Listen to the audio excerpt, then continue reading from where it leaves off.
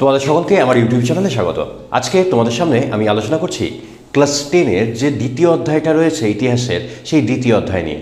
দ্বিতীয় অধ্যায়ের প্রথমে কি বলা হয়েছে, অধ্যায়টা কি নিয়ে শুরু হচ্ছে। দেখো, দ্বিতীয় অধ্যায়টা কিন্তু শুরু হচ্ছে সংস্কার, বৈশিষ্ট্য এবং পর্যালোচনা। আচ্ছা, কথা হলো সংস্কার, বৈশিষ্ট্য ও পর্যালোচনা। এখন কথা হলো, এই যে এই অধ্যায়টা, দ্বিতীয় অধ্যায়ের যে এই অধ্যায়টার নামটা বলা হয়েছে, নামটা কি বলা হচ্ছে? সংস্কার, বৈশিষ্ট্য এবং পর্যালোচনা। এর মানেটা কি, সেই মানেটা আগে তো বুঝি, তারপরে তো আমরা ভিতরের বিষয়গুলো আলোচনা করব, তাই কিনা বলো? আচ্ছা, প্রথমে দেখো, বলা হচ্ছে সংস্কার। সংস্কার মানে কি বুঝতে পারি আমরা? সংস্কার মানে আমরা বুঝি যে ধরো বিধবা বিবাহ আছে, বাল্য বিবাহ আছে, তোমার হলো বাল্য বিবাহ আছে, বা তোমার সতীদাহ প্রথা আছে। এই যে এই জিনিসগুলো, যে সমাজে যে সমস্ত কুপ্রথাগুলো রয়েছে, সেই সমস্ত কুপ্রথাগুলো থেকে কি করা, সমাজকে মুক্তি ঘটানো, বা নানাবিধ উপায়ে কিন্তু তোমার হলো নারী জাগরণ ঘটানো। আর এই সমস্ত জিনিসগুলোকেই আমরা কিন্তু সংস্কার বলি। আর তার বৈশিষ্ট্যগুলোকে আমরা আলোচনা করব, আর সেগুলোকেই ভালোভাবে ব্যাখ্যা করব, অর্থাৎ পর্যালোচনা করব। কিন্তু এই 19 শতকে, তাহলে এটা কত শতকের বলো তো? এটা কিন্তু তোমার 19 শতকের। এই 19 শতকে কারা কারা এই তোমার সংস্কার, বৈশিষ্ট্য এবং পর্যালোচনায় সাহায্য করেছিল, মানে কোন কোন জিনিসগুলো বা কোন কোন ব্যক্তিরা এই সংস্কার, বৈশিষ্ট্যতে সাহায্য করেছিল, সেই সমস্ত জিনিসগুলোই আজকে আলোচনা করব। আমাদের আজকে আলোচনার মূল যে বিষয়টা থাকবে সেটা হলো বামা বোধনী পত্রিকা,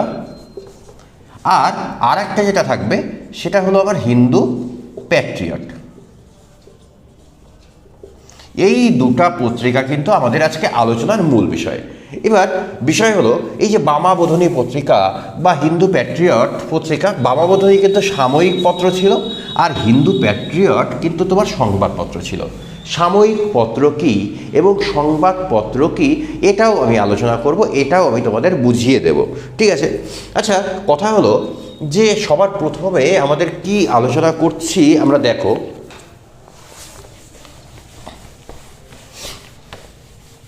তোমরা এই অধ্যায়টা খুললেই সবার প্রথমে কিন্তু বামাবোধনী পত্রিকা পাবে। এবার বামাবোধনী পত্রিকা যে দেওয়া হলো, এই বামাবোধনী পত্রিকা লিখছি, বামাবোধনী পত্রিকার সম্পাদক কে ছিল? উমেশচন্দ্র দত্ত। এখন এই যে উমেশচন্দ্র দত্তের কথা যে আমি বললাম, এই উমেশচন্দ্র দত্ত কি তোমার, তার মানে কি এই উমেশচন্দ্র দত্তই কি বাংলায় বা ভারতবর্ষে নবজাগরণের সূত্রপাত করছে, বা এরকম কোনো বিষয় নয়? বা এই যে উমেশচন্দ্র দত্তকে কে তোমার হলো অনুপ্রেরণা জুগিয়েছিল এই সংস্কার, এই ভালো কাজের অংশ হতে, সেই জিনিসগুলোও কিন্তু আমাকে দেখতে হবে। সবার প্রথমে আমরা দেখো, উমেশচন্দ্র দত্ত কোন সম্প্রদায়ের ছিল, কোন সমাজের ছিল? ব্রাহ্ম সমাজের অংশ ছিল, একটা ব্রাহ্ম সমাজ।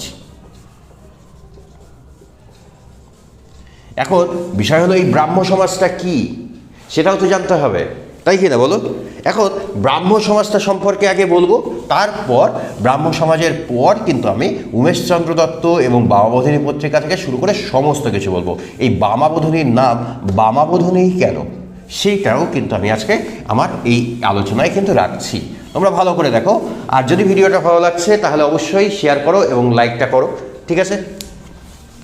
বিষয় হলো যে আমি বললাম যে উমেশচন্দ্র দত্ত ছিলেন ব্রাহ্ম সমাজের একজন অংশ। তাহলে কি বললাম? ব্রাহ্ম সমাজ। এই ব্রাহ্ম সমাজ কে প্রতিষ্ঠা করেছিল সেটা তো তোমরা জানো, যে ব্রাহ্ম সমাজ প্রতিষ্ঠা করেছিলেন আমাদের যে নবজাগরণ যে ঘটিয়েছিল, বা তোমার ভারতের নবজাগরণের অগ্রদূত বলতে পারো, রাজা রামমোহন রায়। রাজা রামমোহন রায় ভারতে কিন্তু নবজাগরণের সূত্রপাত করছেন, ঠিক আছে? এবার রাজা রামমোহন রায় কি করছে? ব্রাহ্ম সমাজ গঠন করছে। আচ্ছা, তিনি কি প্রথমেই ব্রাহ্ম সমাজ গঠন করছেন? তা কিন্তু নয়। এই ব্রাহ্ম সমাজটা কীভাবে গঠিত হলো সেইটাও তোমাকে দেখতে হবে। সবার প্রথমে রাজা রামমোহন রায় না 1815 সালে, কত সালে বলছি? 1815 সালে আত্মীয় সভা প্রতিষ্ঠা করছে। এবার আত্মীয় সভা প্রতিষ্ঠা যখন তিনি করছেন, তারপর এই আত্মীয় সভা প্রতিষ্ঠার মধ্যে দিয়ে বাংলায় তথা ভারতবর্ষে কিন্তু নবজাগরণের সূত্রপাত করছেন। এর মধ্যে দিয়ে কিন্তু বাংলা মানে ভারতবর্ষের বিভিন্ন স্তরে বিভিন্ন স্থানে কিন্তু নবজাগরণ ছড়িয়ে দিচ্ছেন। এর সাথে রাজা রামমোহন রায়ের সাথে কিন্তু অনেক মানুষ কিন্তু এই সময় যোগদান করছে। অনেক বলাটা ভুল হবে, গুটি কয়েক মানুষ কিন্তু অংশগ্রহণ করছে, অর্থাৎ আত্মীয় সভায় কিন্তু তারা অংশগ্রহণ করছে। এই আত্মীয় সভাকে আরও অ্যাডভান্স, এবং দেখো কথা হলো আত্মীয় সভা, তারপরে কিন্তু রাজা রামমোহন রায় অনেক পত্রিকা লিখেছেন, এমন না যে তিনি কিন্তু বসেছিল, সংবাদ কৌমুদী লিখেছেন, ঠিক আছে, নানান ধরনের পত্রপত্রিকার সঙ্গে তিনি কিন্তু যুক্ত ছিলেন।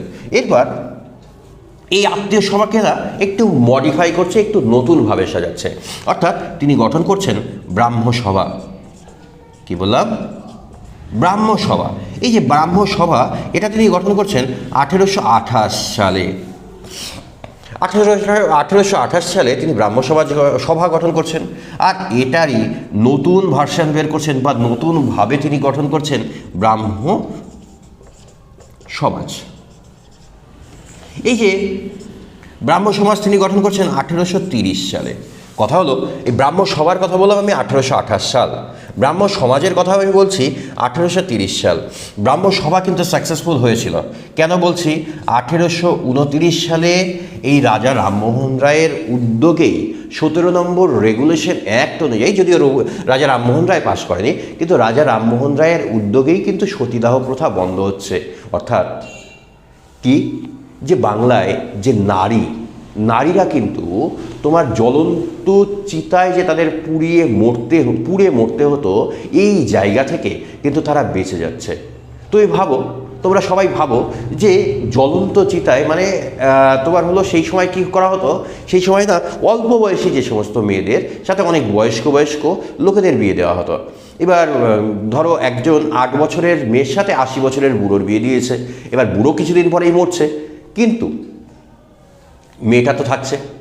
এই বুড়োর সাথে যখন বাচ্চা মেয়েটার জ্বলন্ত চিতায় পুড়িয়ে দেওয়া হয়, আমরা কোনো জায়গায় ছ্যাঁকা খেলে আমাদের কতটা আমরা কতটা ব্যথা পাই সেটা আমরা প্রত্যেকেই জানি।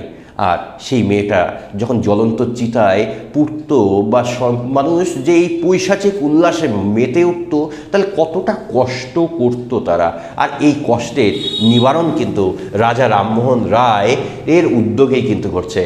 ঠিক আছে, রাজা রামমোহন রায় কিন্তু সতীদাহ প্রথা বন্ধ করাচ্ছেন। এবং কে বন্ধ করছেন, কোন আইন দ্বারা? 17 নম্বর রেগুলেশন অ্যাক্ট অনুযায়ী বন্ধ হচ্ছে। এগুলো আমরা পরে আলোচনা করব। ঠিক আছে, এখানে জাস্ট তোমার হলো বাবাবধূরী পত্রিকায় আসার আগে যে জিনিসগুলো না জানলেই নয়, সেই জিনিসগুলো আমরা জানছি। এখন কথা হলো ব্রাহ্ম সমাজ গঠন করছেন, এবং ব্রাহ্ম সমাজও কিন্তু দুর্দান্ত গতিতে কাজ করছে। ঠিক আছে, এবার গতিতে যখন কাজ করছে, কিন্তু একটা দুর্ঘটনা ঘটে। 1833 সালে ভগবান রাজা রামমোহন রায়কে নিজের কাছে ডেকে নেন, অর্থাৎ আমাদের ছেড়ে তিনি চলে যান। ব্রাহ্ম সমাজের কাজ অসম্পূর্ণ রেখেই কিন্তু তিনি চলে যাচ্ছেন। ব্রাহ্ম সমাজকে দেখার মতো কেউ ছিল না। ধীরে ধীরে তবে ব্রাহ্ম সমাজের কিন্তু অনুগামীরা ছিলই। ঠিক আছে, অনুগামীরা তেমনভাবে সাকসেসফুল হয়নি, নানানভাবে কাজ করেছেন। তারা বিভিন্ন রাজনৈতিক সভা গঠন করছে, নানানভাবে চেষ্টা করেছে যে সাধারণ মানুষের মধ্যে নবজাগরণ ঘটানোর। কিন্তু তারপর এই ব্রাহ্ম সমাজে চলে আসে মহর্ষি দেবেন্দ্রনাথ ঠাকুর। এই দেবেন্দ্রনাথ ঠাকুরের নামের সাথে কিন্তু আমরা খুব ভালোভাবে পরিচিত। কার কথা বলছি? দেবেন্দ্রনাথ ঠাকুর। ঠিক আছে, এই দেবেন্দ্রনাথ ঠাকুর কে ছিল? দেবেন্দ্রনাথ ঠাকুর আমরা কিন্তু প্রত্যেকেই জানি তোমার রবীন্দ্রনাথ ঠাকুরের বাবা ছিল, তাই কিনা বলো? এখন এই দেবেন্দ্রনাথ ঠাকুর কিন্তু ব্রাহ্ম সমাজের হাল ধরছেন, যদিও দেবেন্দ্রনাথ ঠাকুরের দ্বারা কিন্তু ব্রাহ্ম সমাজের তেমন বিকাশ লাভ হয়নি। দেবেন্দ্রনাথ ঠাকুরের পরে রাজা তোমার কেশবচন্দ্র সেন এসেছিল এবং ব্রাহ্ম সমাজের হাল ধরছে, আরও অনেক গতিতে এগিয়ে যাচ্ছে। আর এই সময় যখন হচ্ছে, তাদের মধ্যেই এই যে ব্রাহ্ম সমাজ তারা যে চালাচ্ছে, এই ব্রাহ্ম সমাজের যে মানুষেরা ছিল, ব্রাহ্ম সমাজের প্রত্যেকটা সৈনিক যে ছিল, ছিল প্রত্যেকটা সৈনিক কিন্তু নিজের ঘাড়ে কিন্তু দায়িত্ব গ্রহণ করে এবং সমাজকে একটা নতুন পথ দেখানোর কিন্তু তারা বলতে পারো যে নিজেরাই দায়িত্ব গ্রহণ করে নিচ্ছে। আর তাদের মধ্যেই সেই সমস্ত সৈনিকদের মধ্যেই কিন্তু উমেশচন্দ্র দত্ত ছিলেন একজন অন্যতম ব্যক্তি। উমেশচন্দ্র দত্ত কি চিন্তা ভাবনা করে যে ব্রাহ্ম সমাজের মধ্যে তো তিনি আছেনই, কিন্তু তিনি স্বতন্ত্রভাবে নিজের উদ্যোগে কিন্তু নারীদের জাগরণ ঘটাবে। আচ্ছা, কথা হলো যে এখানে নারী, এই দেখো কি বলছি আমি, উমেশ চন্দ্র দত্ত কি করছে, নারীদের জাগরণের জন্য তিনি একটা সাময়িক পত্র প্রকাশ করছেন যার নাম বামা বোধনী। ঠিক, এখন বামা বোধনী, তোমাদের মনে প্রশ্ন হতে পারে, আচ্ছা যে সকল আমার ভাইয়েরা রয়েছে সেই ভাইয়েদের মনে এই প্রশ্নটা হতে পারে যে বামা বোধনী অর্থাৎ নারী, বামা শব্দের অর্থ কিন্তু নারী, বামা শব্দের অর্থ কি বলছি, নারী। এখন এই যে নারীদের জন্য তিনি যে কাজ করছে, তাহলে পুরুষদের জন্য কেন কাজ করলো না? কথা হলো এই জায়গাটাই আমাদের মানে প্রথম তোমাদের প্রশ্ন আছে। এখন এই প্রশ্নটা আসা স্বাভাবিক, তারপরেও আমি বলছি যে তিনি যথেষ্ট ভালো কাজ করেছেন। এবার তিনি নারীদের জন্যই কাজ করেছেন, অবশ্য সেই সময় নারীদের জাগরণটাই বেশি জরুরি ছিল। কেন? আমরা ছোটবেলা থেকেই যাকে সব থেকে কাছে পেয়েছি, যাকে সব সময়ের জন্য সাথে পেয়েছি, সে হলো মা। আর এই মারা যদি শিক্ষিত হয়, তাহলে আমাদের মনের মধ্যে, আমাদের যে অন্তরে যে কুসংস্কার যেখান থেকে বাসা বাঁধে, সেই বাসা বাঁধার জায়গাটাই কিন্তু নষ্ট হয়ে যায়, তাই কিনা? মা যদি শিক্ষিত হয় তাহলে তার সন্তানদের মধ্যে সেই প্রভাবটা পড়ে, অর্থাৎ গোটা সমাজ ব্যবস্থাই কিন্তু পরিবর্তন হয়ে যায়। সেই কারণে তিনি কিন্তু এই জায়গাটা বুঝতে পেরেছিলেন বলেই কিন্তু তোমার বামা বোধনী অর্থাৎ নারী জাগরণের জন্য লেখালেখি করছেন। তাহলে কিসের জন্য? নারী জাগরণের উদ্দেশ্যে বোধনী। এবার কথা হলো, তার মানে আমি বলছি নারী জাগরণের জন্য তিনি বামা বোধনী পত্রিকা করছেন, তার মানে বোধনী মানে কি জাগরণ? হ্যাঁ, না, বোধনী মানে জাগরণ নয়, বোধনী মানে সহায়িকা বই। কি বলছি? সহায়িকা বই। এবার সহায়িকা বই যখন বলছি, তাহলে বামা মানে নারী, বোধনী মানে সহায়িকা বই, তাহলে নারী জাগরণ, অ্যাকচুয়ালি এই পুরোটার মানে নারী জাগরণ। ঠিক আছে, নারী জাগরণের উদ্দেশ্যেই কিন্তু উমেশচন্দ্র দত্ত এই উদ্যোগটা গ্রহণ করছেন। ঠিক আছে, অর্থাৎ বামাবোধিনী পত্রিকার প্রকাশ করছেন। এই বামাবোধিনী পত্রিকা কবে প্রকাশিত হচ্ছে? বামাবোধিনী পত্রিকা তিনি প্রকাশ করছেন 1863 সালে একটা সাময়িক পত্র হিসাবে। আচ্ছা, সাময়িক পত্র কি? কথা হলো, আমি সাময়িক পত্র বললাম, সাময়িক পত্র কি? সাময়িক পত্র আর সংবাদপত্র দুটা আমাদের অনেকেরই গুলিয়ে যায়। এই গোলানোটাই আজকে বন্ধ হয়ে যাবে। আমার কথাটা শোনো ভালো করে। আচ্ছা, তোমাদের কাছে প্রত্যেকের কাছে এই কোনি বই আছে বাংলার, এই রকম একটা চটি বই আকারে যে সমস্ত পত্রিকাগুলো বের হতো সেই সময়, এটা কিন্তু প্রতিদিন বেরোতো না, ধরো মাসে বেরোতো বা সপ্তাহে বেরোতো বা তোমার 15 দিন অন্তর অন্তর বেরোতো। প্রতিদিন কিন্তু এটার কাজ ছিল না, অর্থাৎ সাময়িক পত্র একটা নির্দিষ্ট দিন অন্তর অন্তর কিন্তু প্রকাশিত হতো। এটা ছিল মাসিক। ঠিক আছে, মাসিক তোমার সাময়িক পত্র মাসে মাসে বেরোতো, বই আকারে বেরোতো, চটি বই আকারে বেরোতো। ঠিক আছে, আর সংবাদপত্র তোমাদের কিছু বলার নেই। প্রতিদিন সকালবেলা দেখবা আমাদের অনেক দাদা ভাই এবং কাকু, এরা সবাই পেপার বিলি করে। এরা যে পেপারটা বিলি করে, আর আনন্দবাজার বলো, দ্য স্টেটম্যান বলো, দ্য টাইমস অফ ইন্ডিয়া বলো, নানান যে উত্তরবঙ্গ পত্রিকা বলো, যে সমস্ত পেপারগুলো রয়েছে, এগুলো সব কিন্তু তোমার সংবাদপত্র। ঠিক আছে, আশা করি এই জায়গাটা তোমরা বুঝতে পেরেছো। উমেশচন্দ্র দত্ত বামাবোধিনী পত্রিকা প্রকাশ করছেন 1863 সালে। কী হিসাবে? সাময়িক পত্র হিসাবে। বামা মানে নারী, বোধনী মানে সহায়িকা বই। ক্লিয়ার?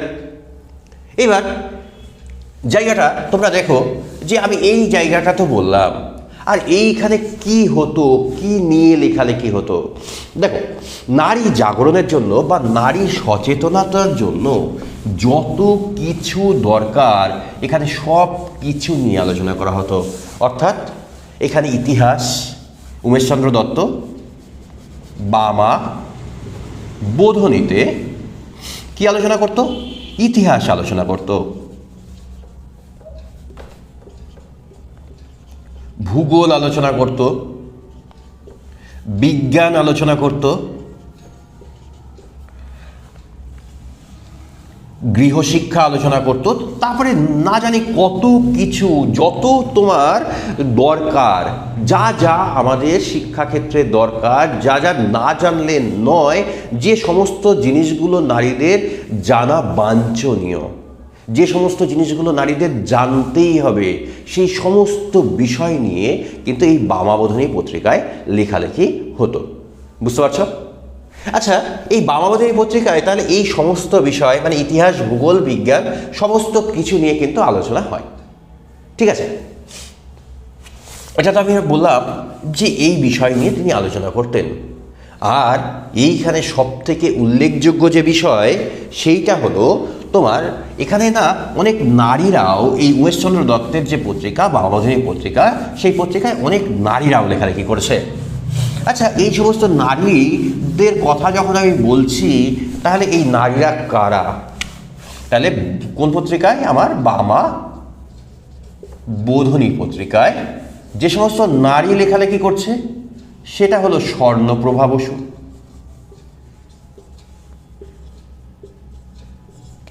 লাবণ্যপ্রভা বসু,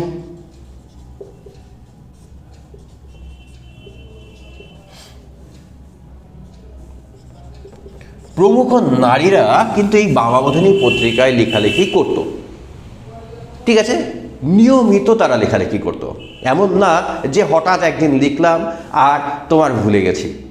ঠিক আছে, এই জায়গাটা কিন্তু তাদের পক্ষে তারা করত। ঠিক আছে, এখন যে স্বর্ণপ্রভা বসু, লাবণ্যপ্রভা বসুর কথা বললাম, কোন পত্রিকায় লেখালেখি করতো? বামাবোধিনী পত্রিকায়। তাহলে এখানে কিন্তু শুধু পুরুষরা লেখালেখি করছে না, এই দিক থেকে কিন্তু যেখানে পুরুষদের সমাজে নারীদেরকে পিছিয়ে পড়া ধরা হতো, নারীদেরকে সামনে রাখা হতো না, সেই জায়গায় উমেশচন্দ্র দত্ত তাদেরকে লেখার সুযোগ করে দিচ্ছে। লেখার তোমার সুযোগ সমস্ত ব্যবস্থা নিয়ে করে দিচ্ছেন। আর এখানে কিন্তু শুধু এরাই নয়, রবীন্দ্রনাথ ঠাকুর থেকে শুরু করে নানান যে জ্ঞানী গুণী ব্যক্তিরাও লেখালেখি করতো। আর এই যে এই লেখালেখির প্রভাবগুলো পড়েছিল নারীদের শিক্ষার ক্ষেত্রে। নারীরা নানান বিষয় সম্পর্কে জানে। নারীরা কুসংস্কার থেকে ধীরে ধীরে বেরিয়ে আসতে শুরু করে। আর এই জায়গাটা বলছি, আমরা বললাম যে 1863 সালে বামাবোধিনী পত্রিকা তার যাত্রাপথ শুরু করে। 1922 সাল পর্যন্ত তার যাত্রাপথ কিন্তু অবিরাম চলতে থাকে। প্রায় 60 বছর কিন্তু বামাবোধিনী পত্রিকা চলে। তাহলে কত বছর পত্রিকা বললাম? প্রায় 60 বছর।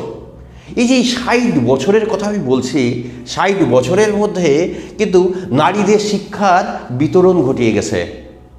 ঠিক আছে, এই নারী শিক্ষা। আর একটা কথা আমি তোমাদের না বললেই নয়। আচ্ছা, আমরা সবাই স্বামী বিবেকানন্দের কথা জানি। স্বামী বিবেকানন্দের লেখা তোমরা পড়েছ। তোমরা নারীদের অবস্থান স্বামী বিবেকানন্দের যদি কোনো দিনও লেখা পড়ো, যদিও বা মাধ্যমিক তোমরা কতই বা পড়বে, সমস্ত বিষয় সম্পর্কে এত পড়তে হচ্ছে তোমাদের। আর তবুও যদি ভবিষ্যতে তোমরা স্বামী বিবেকানন্দের লেখা পড়ো, তাহলে স্বামী বিবেকানন্দের নারীদের অবস্থানের জায়গাটা দেখবে যে নারীরা কখনো না মাংস খেত না। এই জায়গাটা কল্পনা করতে পারো এখন, যে মাংস তারা, এবার নারীরা, বেশিরভাগ নারীরা তোমার নিরামিষ আহার গ্রহণ করতো। তারা কখনো কখনো মাছ খেত, এমন না খেত না, কিন্তু তারা মাংস কিন্তু খেতই না। তাহলে এবার প্রশ্ন হতে পারে পুরুষরাও খেত না? না, পুরুষদের ক্ষেত্রে কিন্তু এরকম কোনো বাধা ধরা নিয়ম ছিল না। তারা পুরুষরা নিজেদের জন্য কিন্তু এরকম কোনো রকম বাধা ধরার নিয়ম কিন্তু তৈরি করেনি, কিন্তু নারীদের জন্য তৈরি করে গেছে। আর এই সমস্ত বাধা ধরা নিয়ম কিন্তু ভেঙে গুড়িয়ে গেছে যখন নারী শিক্ষার ঘটেছে। আর এই নারী শিক্ষার জন্যই কিন্তু বঙ্গভঙ্গের ক্ষেত্রে, বঙ্গভঙ্গের মতো যে সমস্ত আন্দোলনগুলো আমাদের ভারতবর্ষে হয়েছে, হ্যাঁ, এই আন্দোলনগুলোতে নারীরা কিন্তু এগিয়ে আসতে পেরেছে। নারীরা যখন শিখছে, জানছে, তখনই তো নারীরা এগিয়ে আসবে, তাই কি না? নারীরা তো তাছাড়া তো এগোবে না। এইবার বিষয় হলো, তাহলে আমরা বাবা মদিনী পত্রিকা সম্পর্কে জানলাম, আর এরপরে আমরা হিন্দু প্যাট্রিয়ট পত্রিকা সম্পর্কে জানব। আজকে এই ছোট্ট ভিডিও আজকে এইটুকুই থাকছে, এবং দ্বিতীয় পার্টে তোমাদের সাথে আমি আলোচনা করছি হিন্দু প্যাট্রিয়ট পত্রিকা এবং তারপরে যে গ্রাম বার্তা প্রকাশিকা রয়েছে, এই গ্রাম বার্তা প্রকাশিকা নিয়ে তোমাদের যদি এই পত্রিকাটা বুঝতে তোমরা যদি পারো এবং তোমাদের যদি ভিডিওটা ভালো লাগে, তাহলে তোমরা অবশ্যই একটা ছোট্ট কাজ করো, বন্ধুদের মধ্যে শেয়ার করো এবং ভিডিওটাকে বেশি থেকে বেশি পরিমাণে শেয়ার তো করবেই এবং সাবস্ক্রাইবও করবে, ঠিক আছে? এবং বন্ধুদের বলবে যেন তারা সাবস্ক্রাইব করে, ঠিক আছে? তোমাদের অসংখ্য অসংখ্য ধন্যবাদ দিয়ে এই ভিডিওটা শেষ করছি। ধন্যবাদ।